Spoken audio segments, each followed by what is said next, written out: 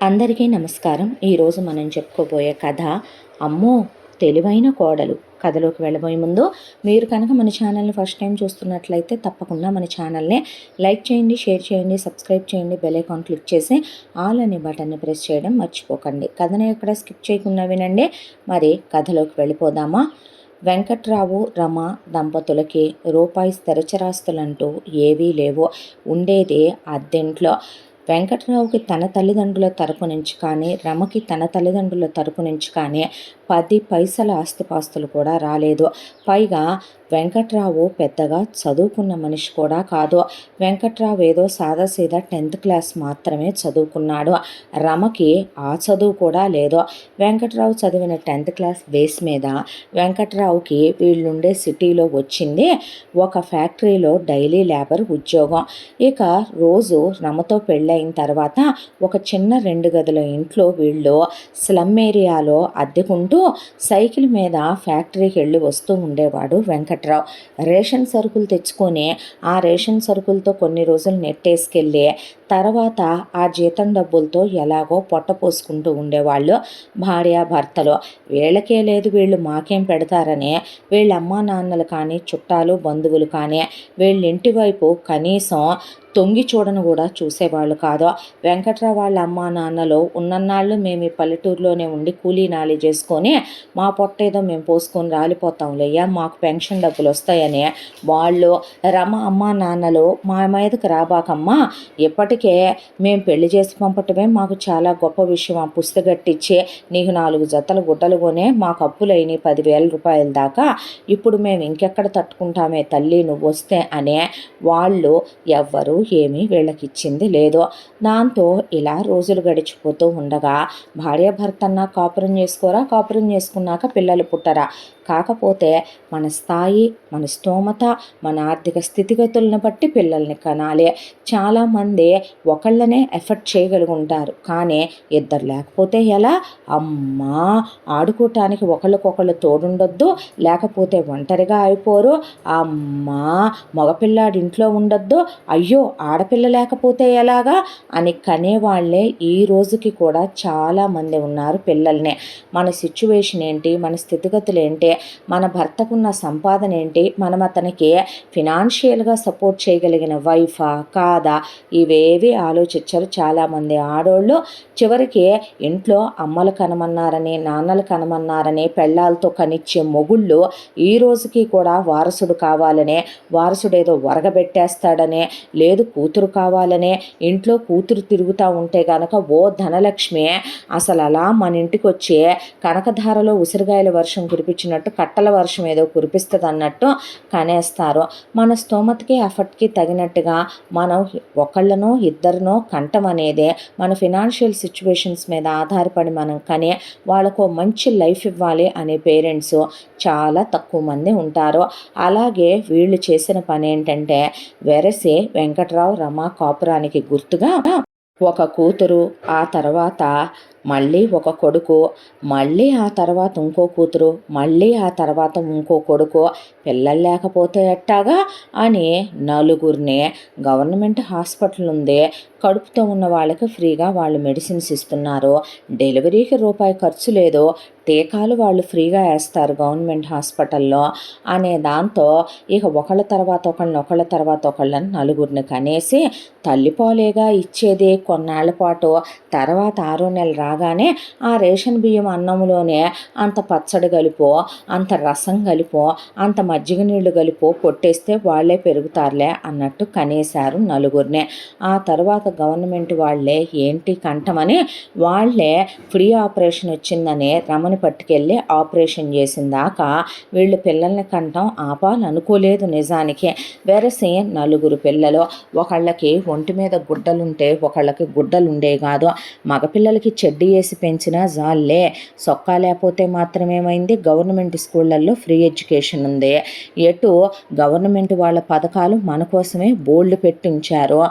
పిల్లల్ని కంటం మానుకుంటామా ఏంటి అని మొగుడు పెళ్ళాం ఏందమ్మా ఆ పిల్లల్ని కంటాం, ఏందమ్మా ఆ పిల్లల్ని ఇచ్చేయటం, రేపొద్దున వాళ్ళకి మంచి లైఫ్ ఇవ్వగలమనే కన్నారా నలుగురిని అని ఎవరైనా ఎడ్యుకేటెడ్ పర్సన్స్ అడిగితే మీరు కావాలంటే కనగలనా, మీలాగా పిల్లలు పుట్టడానికి మేము ఆపుకొని అన్నీ సజావుగా ఉన్న తర్వాత కనాలనుకుంటే కుక్కమూతి పిందెలు పుడతాయి, మంచి పిల్లలు పుడతాయా అని ఎదురు మాట్లాడేసేవాళ్ళు మూడో పెళ్ళాం. ఎవడి కర్మకి ఎవడు బాధ్యుడు అనే చెప్పేవాళ్ళు కూడా మంచి చెప్పడం మానేశారు వీళ్ళకే. ఆ తర్వాత మొగుడు పెళ్ళాం కలిసి ఒక రోజున కూర్చొని ఆలోచించుకున్నారు. చుట్టాలు బంధువులు ఎవ్వరూ వీళ్ళిళ్ళకి రానివ్వరు, ఎక్కడ దోచుకు తింటారోనని, వీళ్ళింటికి ఎవరూ రారు, ఎక్కడ ఏ అప్పులు అడుగుతారోనని. చివరికి వీళ్ళని కన్నవాళ్ళు, వీళ్ళ తోడబుట్టిన వాళ్ళు కూడా వీళ్ళ గడప తొక్కరు. వాళ్ళందరూ ప్లానింగ్ ఆఫ్ లైఫ్తో బాగున్నారు. వాళ్ళు బాగున్నారనేది ఒక బాధ, మనకి లేదనేది ఒక బాధ, అవతల వాళ్ళకి ఉందనేది ఒక ఓర్వలేని ఏడుపు. అందరిలాంటి వాళ్ళే వీళ్ళు కూడాను. ఇక ఎటు గవర్నమెంట్ స్కూళ్ళు ఉన్నాయి, పిల్లల్ని అందులో జాయిన్ చేసేస్తే బుక్స్ ఫ్రీ, దానికి తోడు బట్టలు ఫ్రీ, దానికి తోడు తిండి ఫ్రీ, ఒక పూట గడిచిపోద్ది అని ఆలోచించుకుంటూ మొగుడు పెళ్ళాం ఒక రోజున ఇలా కూర్చొని ఆలోచనలో పడ్డారు. ఏమిటి ఆలోచిస్తున్నావు అని మొగుడు పెళ్ళాం రమని అడిగాడు. అడిగితే ఏమిటేమిటయ్యా, బ్రతుకున్నంతకాలం ఎక్కడ వేసిన గొంగళి అక్కడేనని, మన బతుకులు ఇంతేనంటావా ఏంటి, నాకు వచ్చే జీతం ఎంతే, మన స్తోమత ఎంత, మన స్థితిగతులు ఎంత, ఇలా కాక మరే ఎలా ఉంటాం, ఎందుకు ఉండాలి ఇలాగా, ఆడపిల్లలంటే పంచ ప్రాణాలు, నాకు నీకు కూడాను కోరి కోరి కూతుళ్ళే పుట్టాలని మరే ఇద్దరు ఆడపిల్లల్ని కన్నాం కాబట్టే కూతుళ్ళని కష్టపెట్టలేను, కూతుళ్ళకి ఎండ నీడ తగిలేలాగా పెంచలేను. ఇక చిన్నోడు అందరికన్నా చిన్నోడు, చిన్న కొడుకు తల్లికి ఎప్పుడూ ముద్దే, రేపొద్దున నేను పోతే తలకొడివి పెట్టాల్సినోడు వాడే, వాడిని అల్లాడు ముద్దుగానే పెంచాలి. ఇకపోతే మన పెద్దోడి విషయం అని పెద్దోడి విషయం అన్నాడు వెంకట్రావు. పెద్ద కూతురు ఝాన్సీని, రెండో కూతురు మాలతిని, రెండో కొడుకు భార్గవ్ని అసలు కదిలిచ్చే పనే లేదు. పెద్దోడు సుమంత్ను మాత్రం చిన్నప్పటి నుంచే వాడిని ఏ డైవర్షన్స్ లేకుండా, వాడికి ఏ ఇది పట్టకుండా, ఏ వ్యవహారాల్లోనూ కలగజేసుకోకుండా, అయితే బడి లేదంటే ఇల్లు, అయితే పుస్తకాలు లేదంటే ఇల్లు అన్నట్టుగానే చదువు చదువు చదువు అనుకుంటూ చదివించుకొద్దాం. అలా చదివించుకొచ్చి వాడిని అరగరుద్దుకుంటూ వస్తే కనుక ఆ తరువాత మన కులానికి గవర్నమెంట్ ఉద్యోగం రాస్తే మనకి తేలిగ్గానే వస్తుంది. ఆ వచ్చిన దాంట్లో ఎట్టాగొట్టా కింద మీద పడే ఈడికి కాస్త పై డబ్బులు వచ్చే ఉద్యోగం వచ్చిందనుకో అందరం గట్టును పడ్డోళ్ళం అవుతాం అని చెప్పింది రమ.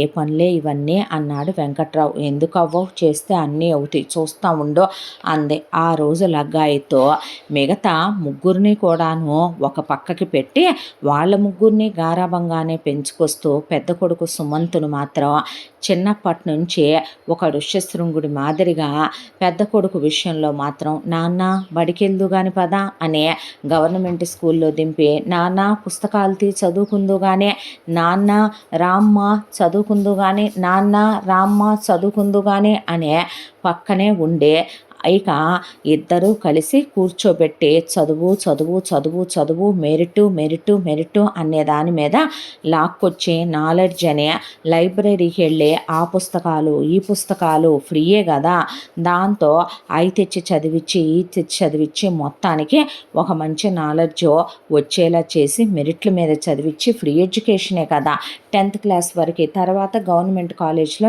ఇంటరు, తర్వాత గవర్నమెంట్ కాలేజ్లో డిగ్రీ, తర్వాత గవర్నమెంట్ కాలేజీలో పీజీ అయిపోయిన తర్వాత ఇక గవర్నమెంట్ ఉద్యోగానికి రాయ్యా, రేపొద్దున నువ్వు బాగుండాలి, నువ్వు గవర్నమెంట్ ఆఫీసర్ అవ్వాలి నాన్న, నువ్వు మాలా కాకూడదు నాన్న అనే చిన్నప్పటి నుంచి కొడుకుని complete mamma papa boy, complete sisters brother boy, complete family star లాగా పెంచుకొచ్చేసారు వీళ్ళు. దాంతో అమ్మ ఏది చెబితే అదే, అక్క ఎలా ఉంటే అలా, చెల్లెలు ఏం కావాలంటే అదే, తమ్ముడు ఏదంటే అదే, నాన్నకు అసలు కష్టం నష్టమే కలగనివ్వకూడదు, నాన్ ఈజ్ మై రోల్ మోడల్, నాన్ ఈజ్ మై హీరో అనుకుంటూ పెరిగాడు పెద్ద కొడుకు. మొత్తం కంప్లీట్గా ఏంటంటే వాళ్ళ ఫ్యామిలీని మినహాయించే కనీసం పక్కన వాళ్ళు రోడ్డు మీద గొంతెండిపోయి గిలగిలా కొట్టుకొని చస్తున్నారన్నా కూడా పట్టించుకోనంత సెల్ఫిష్గా పెంచుకొచ్చేశారు సుమంత్నే. దానికి తోడు సుమంత్ వయసుకు వచ్చిన దగ్గర నుంచి మగపిల్లలు ఆడపిల్లల్లాగా మెచ్యూర్ అవ్వకపోయినా టీనేజ్కి వచ్చిన తర్వాత వాళ్ళకే చాలా రకాలైన కోరికలు కలుగుతాయి, ఆశలు కలుగుతాయి, ప్రేమించాలనిపిస్తుంది, అవన్నీ ఉంటాయి. వీళ్ళు తొక్కి నార తీసేసి పెంచటం, ఎక్కడ వీడికి ఆడగాలి తగిలితే వీడెక్కడ పక్క చూపులు చూస్తాడో అన్నట్టు చాలా ప్రొటెక్టివ్గా స్కూల్లో దింపటం, స్కూల్ నుంచి తీసుకురావటం, ట్యూషన్లో దింపటం, ట్యూషన్ నుంచి తీసుకురావటం, ఇలా చేసేసరికి తనకి 11 ఏళ్ల వయసు నుంచి కలిగిన కోరికలన్నీ అమ్మాయిల్ని చూస్తూ తనకి కలిగేటటువంటి ఫీలింగ్స్ అన్నిటినీ తొక్కిపెట్టి రేపు పెళ్ళైతే పెళ్ళాం విషయంలోనే చూపించాలని బాగా ఒక రకంగా చెప్పాలంటే గనక ఆ ధ్యాస ఎక్కువ ఉన్న వ్యక్తి సుమంత్. కానీ అమ్మా నాన్నలు తనేదైనా తప్పు చేస్తే ఫీల్ అవుతాడని వాళ్ళ అమ్మా నాన్నల కోసం అన్నీ కట్టి కబోర్డ్లో పెట్టి పెళ్ళాం అనేది ఒకటి వస్తే పెళ్ళాం మీద చూపిద్దాం, తన ఇవన్నీ కూడా ఆమెను సుఖపెడుతూ తను సుఖపడాలి, ఇదే జీవిత ధ్యేయం అన్నట్టుగా ఉన్నాడు సుమంత్. ఆ తర్వాత సుమంత్ గవర్నమెంట్ జాబ్కి రాయటం, సుమంత్కి ఆ గవర్నమెంట్ జాబ్ లక్కీగా వీళ్ళ క్యాస్ట్కి వెంటనే రావటం, వచ్చి రాగానే వీళ్ళ ఆనందానికి అవధులు లేవు. పైగా పై డబ్బులు వచ్చే పోస్టింగ్ వచ్చింది కొడుక్కే. దాంతో 1 సంవత్సరం పాటు కొడుకు జీతం పై డబ్బుల్ని దాయటం మొదలుపెట్టింది రమ. దేనికని వెంకట్రావు అడిగితే నువ్వు నోరు ముయ్యవయ్యా అని ఆ తర్వాత పై ఆఫీసర్లకు ఆ డబ్బులు పెట్టి వాళ్ళ కాళ్ళు గడ్డాలు పట్టుకొని కొడుక్కే ప్రమోషన్తో పాటు పోస్టింగ్ పెంచి వేయించిన తర్వాత ఇప్పుడు జీతము పెరిగింది, పై డబ్బులు పెరిగినాయి. దాంతో ఇక వీళ్ళకి పట్టపగ్గాలు లేకుండా పోయినాయి. ఇక తన జీతం ఎప్పుడైతే పెరిగిందో, డబ్బులు ఎప్పుడైతే దిట్టంగా రావటం మొదలైందో, దట్టు అసలు సుమంత్ ఎలా తయారయ్యాడు అంటే ఎవరైనా కష్టంలో ఉండి బాధలో ఉన్నాం అని వచ్చినా సరే సంతకం పెట్టాలంటే ముందు డబ్బు కట్ట తన టేబుల్ మీద పెడితే తన సొరుగులో పడితేనే సంతకం పెట్టేటట్టు రోజు కలెక్షను ఇంతలా బ్యాగు తీసుకొని వచ్చేవాడు. ఇక కొంతమంది విషయంలో అయితే డబ్బులుగా కాకుండా బంగారంగా, వెండిగా, దానికి తోడు ఏదైనా ప్రాపర్టీలుగా, దానికి తోడు వేరే విధంగా తీసుకుందామని ఇంటికి పంపించమని వాళ్ళమ్మ చెప్తే వాళ్ళమ్మ మాట్లాడేది మిగతా విషయాలు. ఇలా మొదలుపెట్టిన సుమంత్ ముందు ఒక ల్యాండ్ కొన్నాడు. అమ్మా నాన్నల కోసమని పెద్దది 3 అంతస్తుల ఇల్లు కట్టించాడు. వాళ్ళ నాన్నని ఉద్యోగం మానిపించి నువ్వు కూలి పని చేయటం ఏంటి నాన్న, గవర్నమెంట్ ఆఫీసర్ తండ్రివి నువ్వు, నీకేం కర్మ పట్టిందే అని చెప్పి వాళ్ళ నాన్నతో ఉద్యోగం మానిపించి వాళ్ళ నాన్నకి మెళ్ళో ఒక గొలుసు, చేతికి కడియం, హ్యాండ్ చైను, బంగారపు వాచ్, దాంతోపాటు 10 ఏళ్లకి 10 ఉంగరాలు. ఇక వాళ్ళ నాన్న తిరగటానికి ఒక కారు కొనిపెట్టాడు. వాళ్ళ అమ్మ కోసమనే 4 పేటల పలకసేర్లు, ఇక చంద్రహారము. వాళ్ళమ్మకి అబ్బో ఈ ఉన్నాయి ఈ లేవు అనకుండా ఒక 100 తులాల బంగారం చేయించి వార్డ్రోబులకే పట్టు చీరలు నింపేశాడు. ఆ తర్వాత ఇక వాళ్ళక్క నేను పెళ్ళే చేసుకుంటానంది. గవర్నమెంట్ కాలేజీలో వాళ్ళక్కదే డిగ్రీ కంప్లీట్ అయ్యింది. అక్క అడగటం తమ్ముడు కాదంటమా. దాంతో ఇక ఝాన్సీ కోసం అని చెప్పి ఒక సంబంధాన్ని వెతకటం మొదలుపెట్టారు రమా వాళ్ళు. వెతకటం మొదలు పెడితే అల్లుడిది గవర్నమెంట్ ఉద్యోగస్తుడే కావాలి, లైఫ్ సెక్యూరిటీ ఉండాలి, పుట్టిక్కని వాడిపోయి కూతురు పుస్తి దిగిపోయినా కూడా రేపొద్దున లైఫ్ సెక్యూరిటీ ఉంటుంది, అప్పుడైతే వెనకమాల స్థిరచరాస్తులు ఉన్న సంబంధం కావాలనే వెతికిచ్చారు. వీళ్ళ అమ్మాయి చూడటానికి చండాలంగా ఉన్నా మేము ఒక లప్ప పెడతామని చెప్పేపాటికే అలాంటి ఒక సంబంధమే తీసుకొచ్చాడు పెళ్ళిళ్ళ పేరయ్య. తీసుకొస్తే ఇక ఆ సంబంధంలో అక్క కోసం అని చెప్పి తనకేమీ ఇష్టం లేకుండానో తనకేమీ తెలియకుండానో వాళ్ళేమీ దొంగచాటుగానో ఏమీ పెట్టలేదు.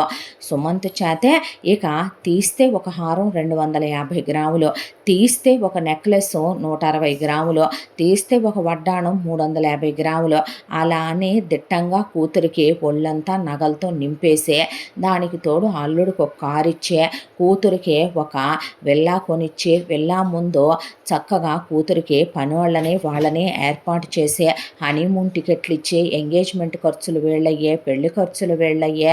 దాంతోపాటు శుభ్రంగా కూతురుకో ల్యాండ్ ప్రాపర్టీ కింద కొనిచ్చే, దాంతోపాటు కట్నంగా క్యాష్ ఒక 2 కోట్లు ఇచ్చే పెద్ద కూతుర్నే అత్తారింటికి పంపించుకుంది రమ. పెద్ద కూతురు ఉండేది ఒక 10 నిమిషాల దూరంలోనే వీళ్ళింటికి.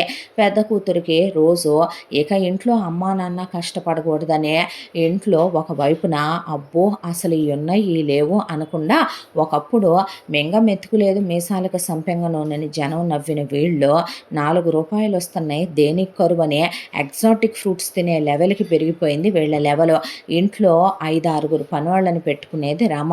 దాంతో పెద్ద కూతురు ఇంట్లో పనోళ్ళు ఉన్నప్పటికీ పెద్ద కూతురు కనీసం అన్నం కూరలు కూడా వండించుకోదు. ఇక్కడి నుంచే టిఫిన్ల క్యారియర్లు, లంచ్ క్యారియర్లు, స్నాక్స్, డిన్నర్లు. ఎప్పుడు చూసినా పెద్ద కూతురు ఇక్కడే ఉంటుంది, పెద్దల్లుడు ఇక్కడే ఉంటాడు.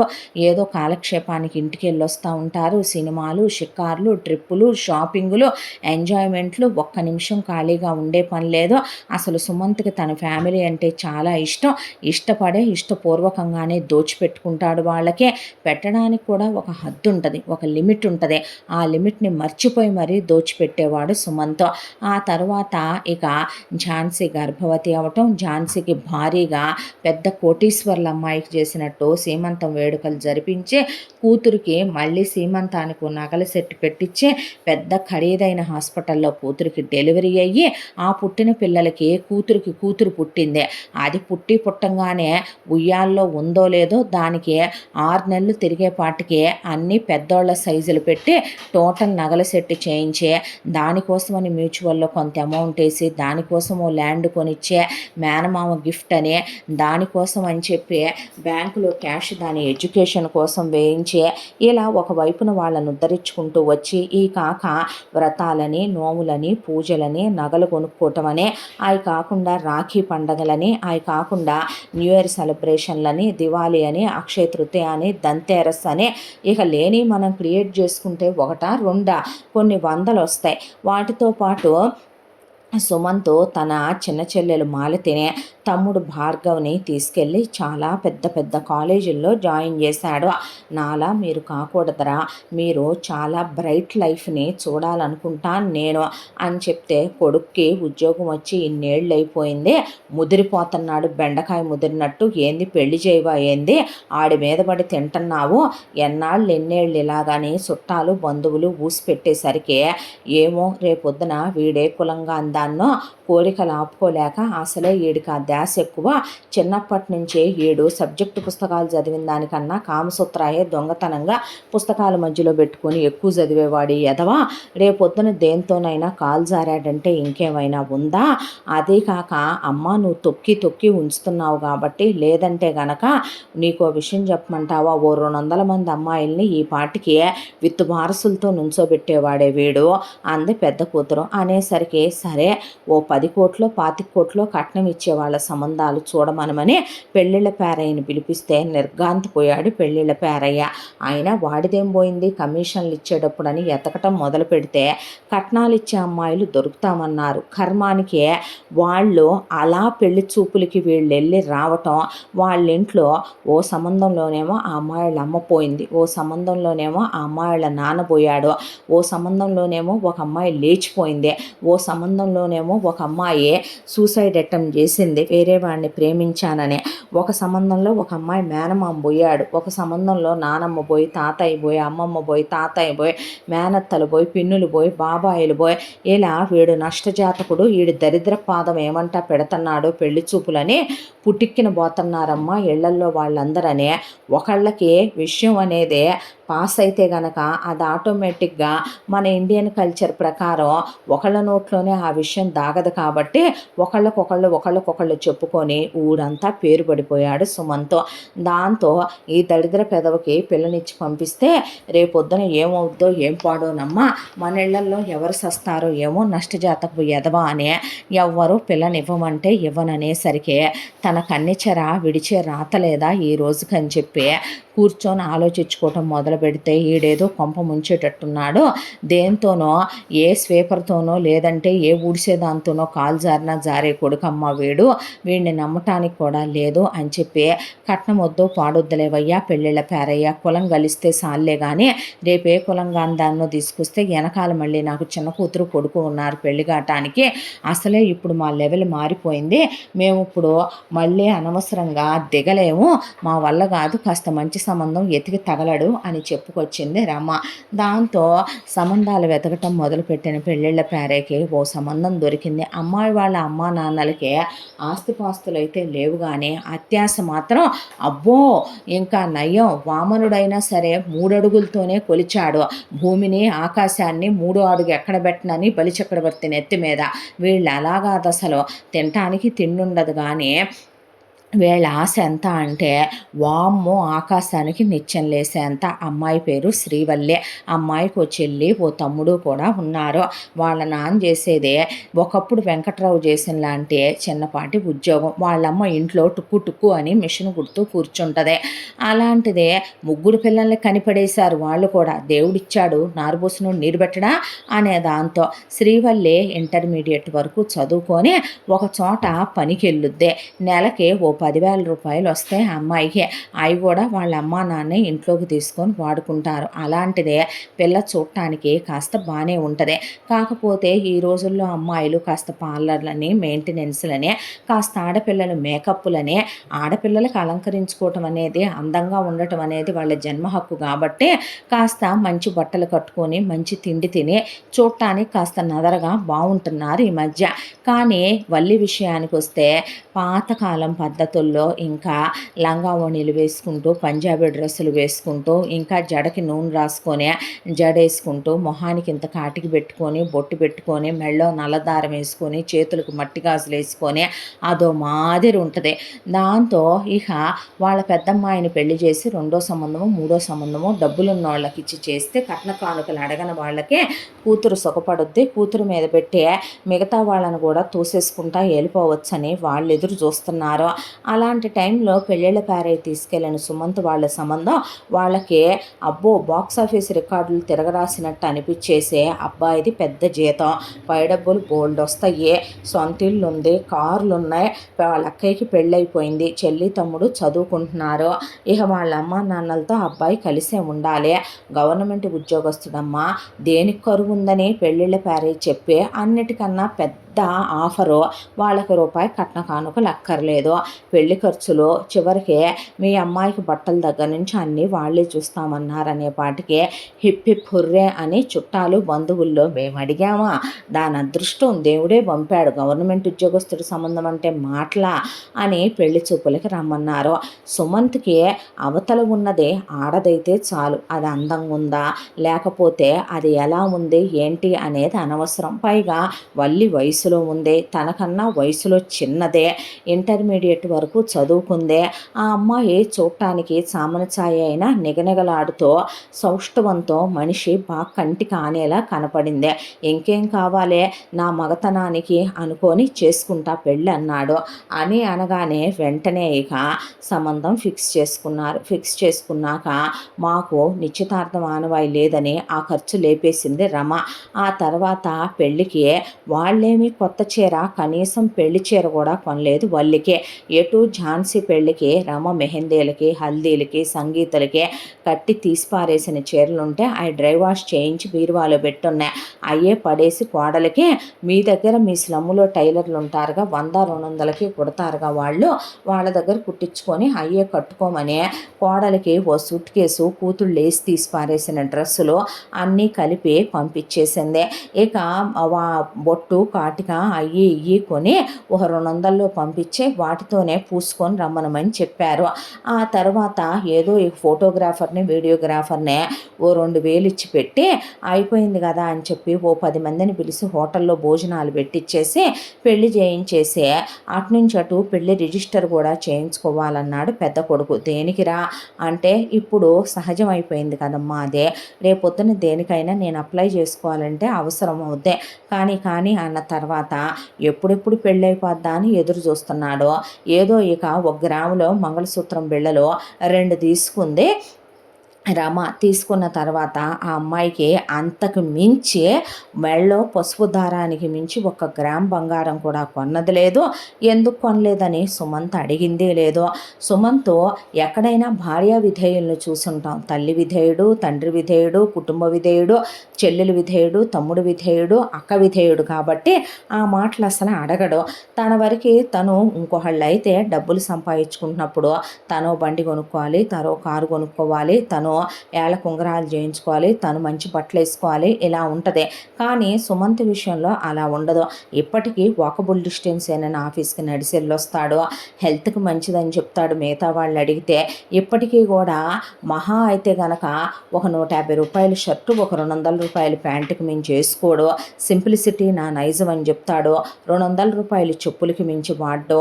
ఎందుకు అనవసరంగా చెప్పులు లాంటి వాటికి ఖర్చు పెట్టడం, వాటిని ఏమైనా నెత్తిన పెట్టుకొని ఊరేగుతామా అని చెప్తాడు. ఇప్పటికీ ప్లాట్ఫామ్ మీద, ఫుట్పాత్ మీద అమ్మే అండర్వేర్లు, బన్నీలే వాడతాడు. 10 రూపాయల ఖర్చీఫ్లే వాడతాడు. చెప్పాలంటే రోడ్ల మీద అమ్మే 20 రూపాయల అత్తర సీసాలే వాడతాడు.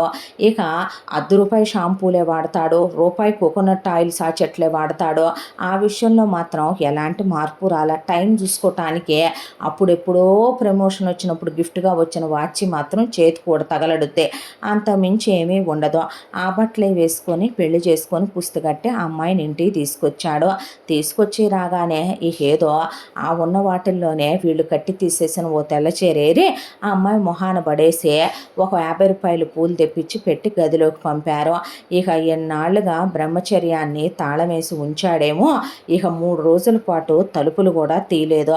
బయట వీళ్ళు వామ్మో వీడు ఎలా ఉన్నాడు, అదే గనక మనం ఎప్పటి నుంచో గనక జాగ్రత్త పడకపోతే గనక దేన్ని తెచ్చి కూర్చోబెట్టేవాడో వీడన్నాక ఆ అమ్మాయికి నీరసం కూడా వచ్చి కళ్ళు తిరగటం కూడా మొదలైనవి. అంతగా ఆ అమ్మాయిని ఇక వాడేయటం మొదలుపెట్టాడు సుమంత్. సుమంత్కి కావలసింది కేవలం శారీరక సుఖం, కేవలం శారీరక సుఖం. అంతకు మించి ఏది ఆలోచించేవాడు కాదు.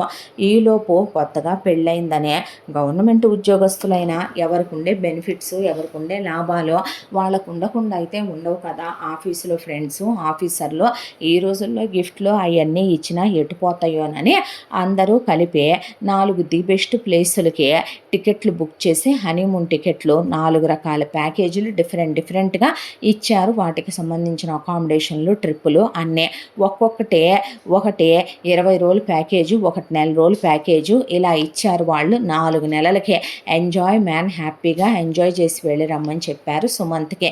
అయితే ఆ టికెట్లు తీసుకొని ఇంటికి వస్తే ఇన్ని పెట్టి తనే వెళ్తాడు అనే దాంతో ఉన్న వాటిల్లో ఎక్కువ రోజులు ఉండే టికెట్లు మాత్రం నెల రోజులే తను తీసుకున్నాడు. పెళ్ళాన్ని తీసుకొని ఫ్రీయే కాబట్టి వెళ్ళి రావడానికి.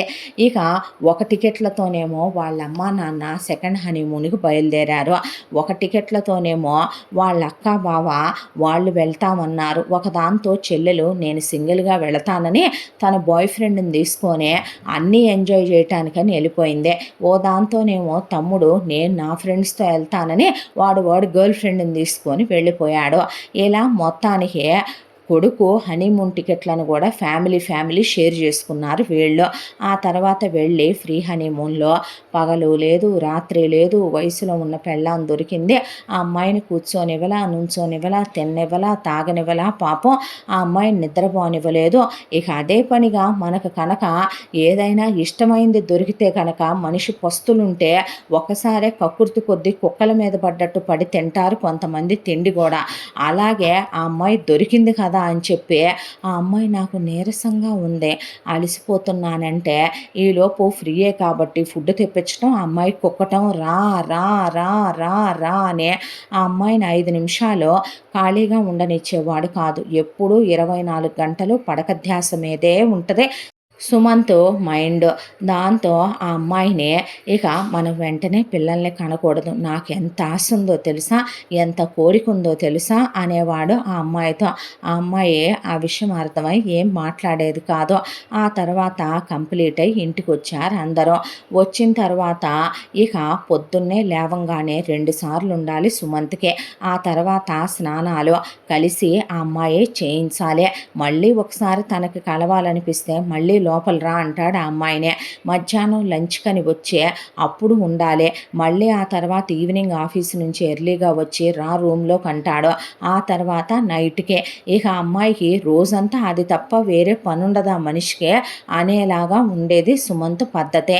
ఇలా ఒకవైపున ఈ సంసారం అనేటటువంటి ఉక్కుటంలోనే ఆ అమ్మాయి పడి కొట్టుకుంటుంటే ఒక ప్రేమ, ఒక మమకారం, ఒక దగ్గరికి తీసుకోవటం, ఇలాంటి కష్టమా సుఖమా ఏమీ అడగటం, బాధ నొప్పి ఇదేం పట్టించుకోవటం ఉండదు. పీరియడ్ టైంలో కూడా నాకు ఇష్టం, నువ్వు రావాలి అంతే అంటాడు. ఇక అంతకు మించి పీరియడ్స్ అవుతున్నాయి, ఆ అమ్మాయికి పెయిన్ ఉంటుంది, ఆ అమ్మాయిని అర్థం చేసుకోవాలి, ఆ అమ్మాయి మనిషి. ఆడవాళ్ళు అన్న తర్వాత ఒకప్పుడు మన వాళ్ళు మార్చేశారే తప్ప అదని ఇదని కనీసం ఆడదానికి 5 రోజులైనా శారీరక ఉష్ణోగ్రతలు మారితే అందుకే గుడికి రావద్దంటారు, అందుకే విశ్రాంతి తీసుకోమంటారు. వాళ్ళకు కూడా నెలంతా పనిచేసే ఆ 5 రోజులు కూడా మనం వాళ్ళకి విశ్రాంతి ఇవ్వకపోతే ఎలా అని ఒకప్పుడు వాళ్ళన్నా వేరు కూర్చోబెట్టేవాళ్ళు. ఇప్పుడు ఎటు ఉద్యోగాలని ఇంటి పనులని పాపం వాళ్ళకి ఆ రాత ఎటు ఉండట్లేదు. దానికి తోడు ఇక సంసారం అని కూడా మీద పడిపోయే ఆ టైంలో కూడా ఆ అమ్మాయిని వదిలేవాడు కాదు. ఏంటో ఆ అమ్మాయి లైఫ్. దానికి తోడు ఇక రమేమే సీక్రెట్గానో హైడెన్గా హింసలు పెట్టడమో, హైడెన్గా ఆ అమ్మాయిని టార్చర్లు చేయటమో ఉండదు. కోడలంటే ఏంటి, కట్టు బానిస. కోడలంటే ఏంటి, ఇంటి పని మనిషి, వంట మనిషి, కూలిదే. మా అందరి కాళ్ళ దగ్గర పడుంటానికి వచ్చిన దాసి, దీంతో దాష్టీకం చేయించుకోవాలి అనే దాంతో అదేమైనా కట్నాలు తెచ్చిందా, అదేమైనా డబ్బు ఉందా, దానమ్మ బాబు ఏమైనా తీసుకెళ్ళి దానికి ఇప్పుడు ఇంకో సంబంధం ఇంకో గవర్నమెంట్ ఆఫీసర్ని చూసి చేయగలరా? వీడు దాన్ని వాడే వాడకానికే, దాన్ని ఇంకో మగాడు అసలు చేసుకోవటానికే అనుకొని ఇంట్లో ఉన్న పని వాళ్ళు మొత్తం అప్పటిదాకా 7-8 మంది పనోళ్ళు ఉంటరే. కాస్త ఇల్లా 4 అంతస్తుల ఇల్లాయ మొత్తం అందరినీ మానిపిచ్చేసే ఆ అమ్మాయిని ఇంట్లో పని మనిషిని చేసేసింది రమ. పని మనిషిని చేయటం అంటే అదేమైనా చిన్న పని? 4 అంతస్తులు ఊడవాలి, తుడవాలి, టెర్రస్సులు కడుక్కు రావాలి, పూల మొక్కలకి నీళ్లు పెట్టాలి, గుమ్మాల ముందు ముగ్గులేయాలి.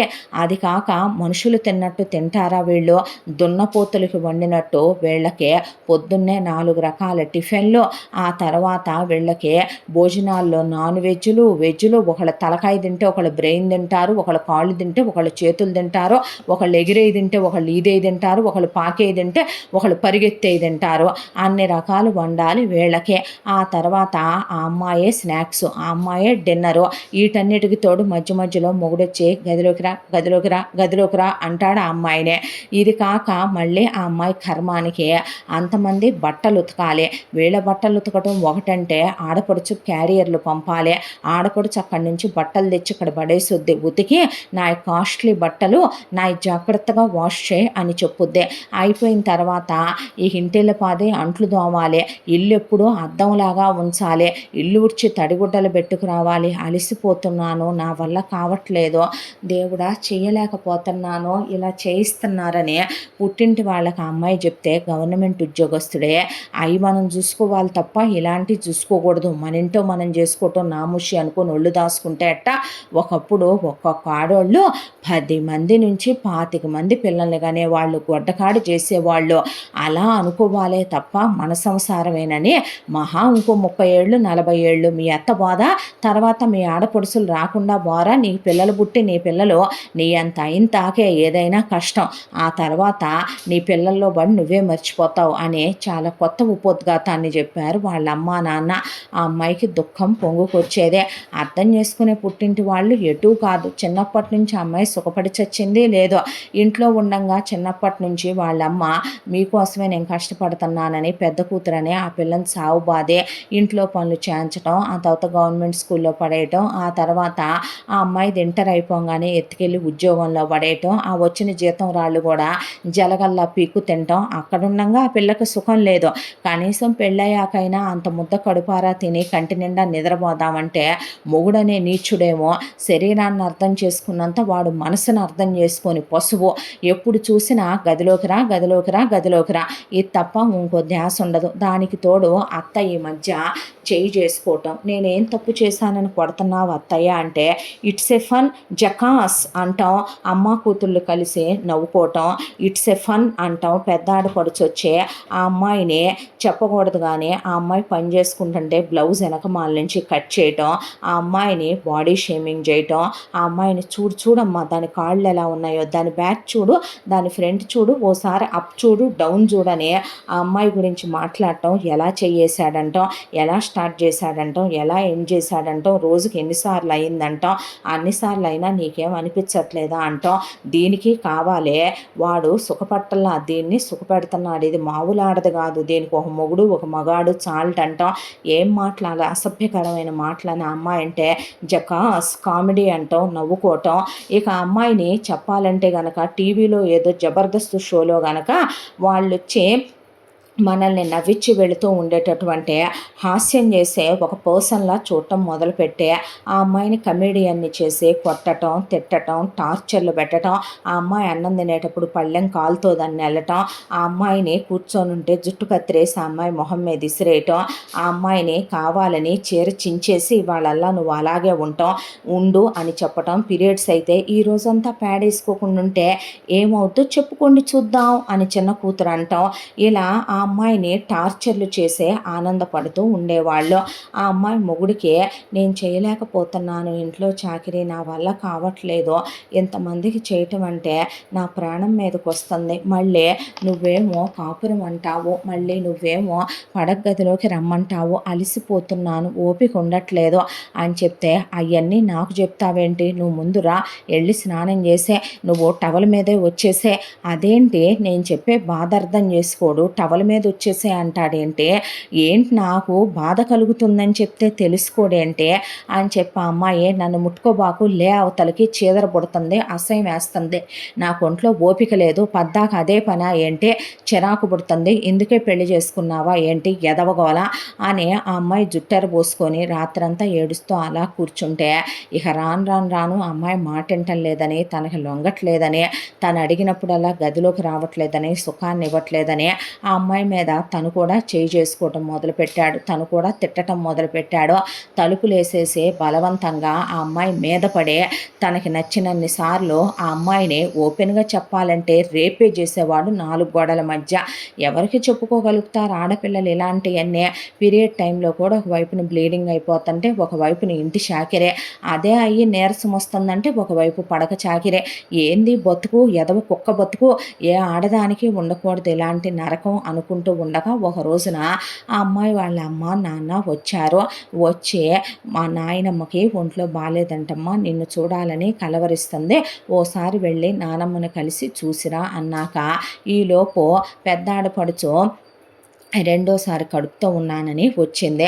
కడుపుతో ఉన్నానని రావటమేమో కానీ ఆ అమ్మాయి చేత వాంతులే ఎత్తిపోయించారా, ఆ అమ్మాయి చేత స్ట్రెచ్ మార్క్స్ పడకూడదని బాడీ మసాజులే చేయించారా, ఆ అమ్మాయి చేత ఇక హెడ్ మసాజులే చేయించుకుందా, ఆ అమ్మాయి చేత చెప్పకూడని పనులు కొన్ని, చెప్పే పనులు కొన్ని అన్ని చేయించుకొని గంటకోసారి అయ్యెత్తురా అని తిని ఆ తర్వాత బిడ్డని ప్రసవించాక అమ్మాయితో చాకిరీలు చేయించుకొని స్నానాల దగ్గర నుంచి ఆ అమ్మాయితోనే పోయించుకొని 6 నెలలు పుట్టింటి మీద పడి తిని అప్పుడు ఏదో ఫార్మాలిటీ కోసం వెళ్ళుద్ది కాబట్టి అప్పుడు మొగుడు దగ్గర కాపురానికి వెళ్ళి ఆ అమ్మాయిని కడుపుతో ఉన్నానని లేకుండా కాళ్ళతో తన్ని జుట్టు బీకి నరకం పెట్టి హింసలు పెట్టి పోయింది పెద్ద ఆడపడుచు. ఆ తర్వాత ఇక అమ్మాయి కుంగిపోయింది మనిషి. ఇలాగే రేపొద్దున తోడుకోళ్ళు వచ్చుద్ది, ఇలాగే రేపొద్దున మా రెండో ఆడపడుచుకు పెళ్ళవుద్ది, మారేదేముంది తన బ్రతుకు అని ఆ అమ్మాయికి తన లైఫ్ ఏంటో అర్థం కాకుండా పోయే. ఆలోచించుకుంటుంటే మళ్ళీ వాళ్ళ అమ్మా నాన్నలు వచ్చి నానమ్మకి ఏం బాలేదమ్మా నిన్ను చూడాలంటుందే అని చెప్తే వెళ్తాను నేను అని అడిగితే నువ్వు వెళ్తే ఇక్కడ ఎలా కుదురుద్దే అందే అత్త. చిన్నప్పటి నుంచి నేను నానమ్మ దగ్గరికి ఎక్కువ వెళ్ళేదాన్ని. నా మీద ప్రాణమే పెట్టుకుంది, నన్ను పెంచిందే, నన్ను కొన్నాళ్ళు ఉంచుకొని చదివించి కడుపుకి ఇంత తిండి పెట్టిందే. ఆఖరి మజిలీల్లో ఉన్న మనుషుల్ని చూడటానికి వెళ్ళకపోతే ఎలాగనే మొగుడికి చెప్పి అత్తకి చెప్పి ఓ 10 రోజుల్లో వచ్చేస్తానని. ఇప్పుడు దాకా పెళ్ళై ఇన్ని సంవత్సరాలైనా ఆ అమ్మాయి కనీసం ఇంట్లోంచే గడప దాటి కాలు బయట పెట్టడానికి కూడా అమ్మాయికి రాతలేదు. దాంతో ఛార్జీలకు డబ్బులు ఇచ్చి త్వరగా రా అని వెళుతుందనే ఒక 3 రోజుల ముందు ఆ అమ్మాయిని తన ఆశ తీరా అనుభవించి మరీ పంపాడు. ఆ తర్వాత వెళ్ళింది ఆ పిల్ల. నాయనమ్మ ఆవిడకి ఆరోగ్యం బాగాలేదు, దగ్గరికి తీసుకుంది. ఏమ్మా ఎలా ఉన్నావే, అబ్బాయి బాగా చూసుకుంటున్నాడా అనే పాటికి ఆవిడ మీద పడి వెక్కిళ్ళు పెట్టి మొత్తం జరిగిందంతా చెప్పుకొచ్చి జరుగుతుందంతా చెప్పింది వల్లే.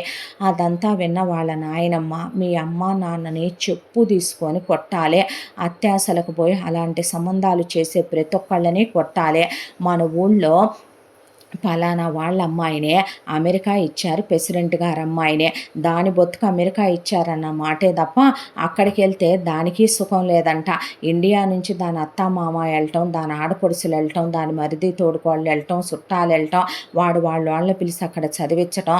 ఒకవైపును చూస్తే వాడు 24 గంటలు దాన్ని పడగదిలోకి రమ్మంటాం, చదివి ఉద్యోగాలు చేయమంటాం, జీతాలు ఇమ్మంటాం, పుట్టింటి దగ్గర నుంచి దోసుకురమ్మంటాం. ప్రతి ఆడపిల్ల బతుకులు ఇలాగే తయారైనాయి. ఉన్నోడికి సుఖం లేదు, లేనోడికి సుఖం లేదు. అందుకే వాళ్ళోళ్ళు చూసి ఇసుకేసి ఆ పిల్ల సంసారాన్ని ఓ దారిలో పెట్టి పంపించారు. నేను వెళ్ళొస్తాను ఉండమ్మా వాళ్ళ అమ్మ దగ్గరికి అడిగొస్తానని ప్రెసిడెంట్ గారి భార్య దగ్గరికి వెళ్ళింది. ఇక వల్లి వాళ్ళ నానమ్మ సూరమ్మ ఆవిడ కిటుకులు చెప్పి పంపించాక వల్లి నాతో పాటు రామ్మ అంటే ఎక్కడికి అన్న తర్వాత వాళ్ళ అమ్మాయి కాపురాన్ని మన ఊరి చివర వేశ్య వాటికి ఉంటుంది. అక్కడ ఫలానా వేసి ఉంటుంది. ఆ వేశ్య వాళ్ళే మొగుణ్ణి ఎలా ఈ గ్రిప్పులో పెట్టుకోవాలి, ఎలా తాడికి తెచ్చుకోవాలనేది చెప్పి పంపించారంట. నీ మొగుడికెట్టు ఆ ధ్యాస ఎక్కువ కదే, ఆవిడ చెప్పుద్ది పద నీకు కూడా మంత్రాలు అంటే నానమ్మ వాళ్ళేమి మనతో వేసే వృత్తులు చేయించరమ్మా, వాళ్ళు మన అసలు కనపడేలాగా కూడా ఉంచరు అని తీసుకెళ్ళి ఆ వేసేని బయటికి పిలిస్తే ఏంటండి అని వచ్చింది ఆ అమ్మాయి. ఈగోమ్మ ఈ డబ్బులు నీ దగ్గర ఉంచుకో, ఇది నా మనవరాలు ఇలా బాధలు పడుతుంది అత్తారింట్లో, విపరీతమైన పడక సుఖం ధ్యాస ఎక్కువ అంట దీని మొగుడికే. మీరు చాలామంది మగాళ్ళని ఆ దేశంలోనే పెట్టి ఇళ్ళు పొలాలు ఆస్తులు రాయించుకుంటారు కదా, అమ్మ దేశ అక్క దేశ ఇంటి దేశ పట్టకుండా చేస్తారు కదా. మీరే ప్రెసిడెంట్ గారు అమ్మాయి కుటుంబాన్ని కాపురాన్ని నుంచోబెట్టి పంపారు కదా.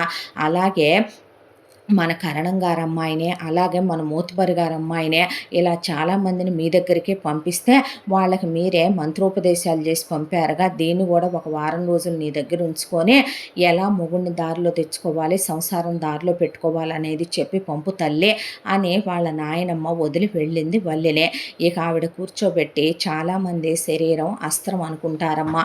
మగాడికి శారీరక సుఖం ఇస్తే మగాడు లొంగిపోతాడు అనుకుంటారు. కాదమ్మా, మా దగ్గరకు వచ్చే మగాళ్ళు చాలామందే మా ధ్యాసలో పడిపోయే.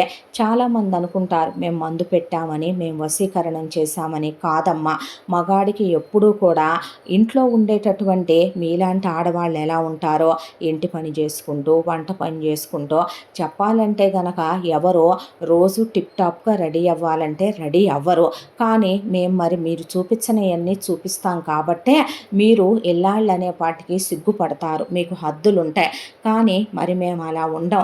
కానీ ఇల్లాలు అలాగే ఉండాలమ్మా. అందుకేగా చెప్పారు కార్యేషు దాసి కరణేషు మంత్రి భోజ్యేషు మాత అనే శయనేషు రంభ అన్నారు. రంభ దేవవేశ్యే కదో, మరి ఒక భార్య నీ మొగుళ్ళు లాంటి వాళ్ళతో మాత్రం అలాగే ఉండాలమ్మా. ఉండకపోతే అవ్వదో. నువ్వు నీ తల వెంట్రుకల దగ్గర నుంచి నువ్వు బ్యూటీ పార్లర్కి వెళ్ళు, నువ్వు అలాగే మేకోవర్ తీసుకో, మేకప్ చేసుకో, బొడ్డుకి 2 బెత్తల కిందకి నెట్టి చీరలు ఒళ్ళు కనపడే చీరలు చీరలే కట్టు, లోనెక్ బ్లౌజులే వెయ్యి, పెద్ద పెద్ద నెక్కులున్న బ్లౌజులు వేసుకో. అలాగే నీ మొగుడికి ఏ టైంలో చెప్తే ఏ పనులు జరుగుతాయో, ఎలా చేస్తే ఏ పనులు అవుతాయో అవన్నీ చేసుకొని నీ కాపురం నువ్వు నుంచోబెట్టుకోవాల్సిందే. నీ మొగుడు ఆ ధ్యాసలో ఉన్నాడు కాబట్టి. అలా కాకుండా మేమ్మ నన్ను కొడుతుందన్నా వాడు పట్టించుకోడు, నీ అక్క నన్ను తిడుతుందన్నా పట్టించుకోడు, లేదా నువ్వు పై డబ్బులు నాకు ఇవ్వవేంటి, జీతం ఏం చేస్తున్నావు అని అడిగినా లెక్కలు చెప్పరు అలాంటి వాళ్ళు. అలాంటి వాళ్ళని ఎక్కడ వంచాలో, ఎక్కడ దారికి తీసుకురావాలో తప్పదమ్మా. మరి తాళి కట్టించుకున్న పాపానికి ఇప్పుడు నువ్వు తెగదెంపులు చేసుకెళ్ళగలవా?